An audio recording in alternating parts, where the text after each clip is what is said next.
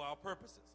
Young and the restless has to be defined two ways, and that is the word young will be translated to immature, and restless will be translated into anxiety. So young and the restless, and for our purposes, will be dealing with immature things that bring anxiety to our existence. If you're going to deal with young and restless, and I chose this for this reason, it will enable us to begin addressing and identifying, or should I say identifying and addressing, the various components of our life that we are immature in. Now, as we get into this, I'm going to give you a definition for immaturity. But to look and search for things in our existence, in our walk, in our relationship with God that still resonate as being immature. And to see and identify how the things that we're immature in create a certain anxiety that becomes breeding ground for drama. Should be answered. And one of the greatest mistakes I think we make, which is why I wanted to start here on this series, or why I wanted to put this particular soap opera in the series, with the soap opera, and of course I'm oxymoronic because I've chosen drama to deal with being no more drama. But in particular, in The Young and the Restless, one thing I do know about the show, and I am not a soap opera fan at all, but one thing I know is they are always stirring up actions or advents that will spin off to become extenuating circumstances, something that will drag it out. But not just something that will drag it out, it is always based upon someone's immature action. Always.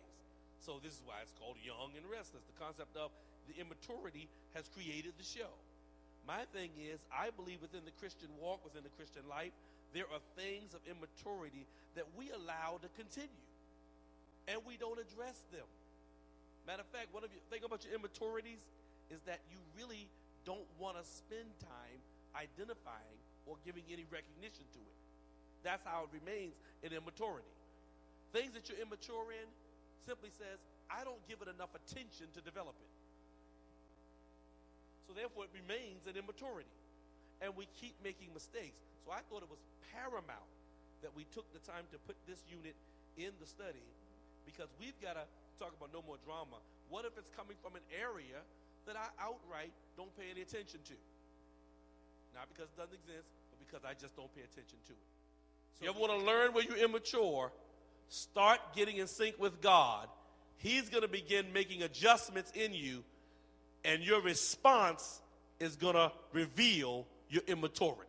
You thought you had this thing mastered, only to discover that there's some things that God's getting ready to move to reveal your immaturity. So then one of the key definitions for immaturity, or for young and restless, for our purposes, has to be an area that is identified in me that is completely undeveloped. See, I want you to watch the spirit that you're feeding to come alive in you if you entertain immature acts and become comfortable in it. Everybody say young and restless, which means immature and anxious. Some people are thrilled whenever drama is ensuing.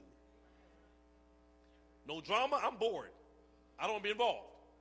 Because there's a part of you that's immature, that's alive and well, not looking at the spirit that you're allowing to evolve in you, and not looking at the danger. Remember, immature anxiety or reckless anxiousness. It's called professional immaturity. I've become so professional at being immature, I've mastered it so that I've masked it. If you're a professional, you can pull somebody into immature drama, and you've almost become, watch this, victim of your own mask.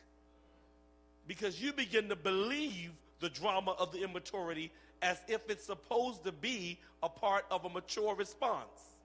You won't admit something you're immature in unless somebody triggers that area. Now watch this. When you trigger the area that I am professionally immature in, you are now going to meet the other me. You're not going to meet the same me. You're not going to meet the speaking tongues me. You're not going to get a hymn. We are not going to join hands and pray. When you trigger this, you're going to meet me in the fullness of me. And now the professional nature of my immaturity is getting ready to show up.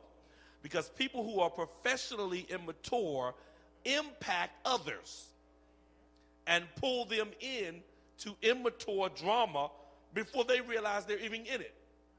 And don't kid yourself, it gets dangerous.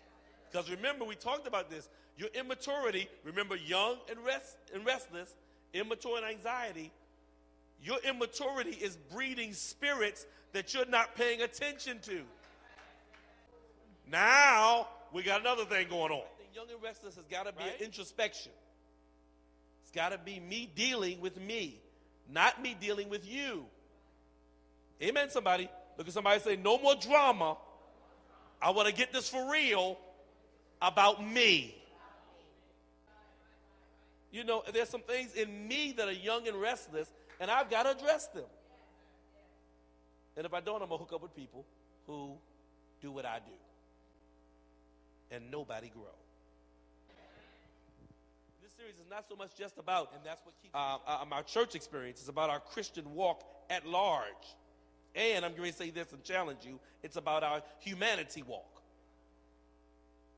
It's about who we are as people and who we are as spiritual people. You know, whether or not we're going to be comfortable with that. Because sometimes it's not your spiritual man that's so far off. It's your natural man that's busted, trying to live in a spiritual environment. And you've drugged that toe-up natural man into a spiritual environment without any engagement to embrace nuance.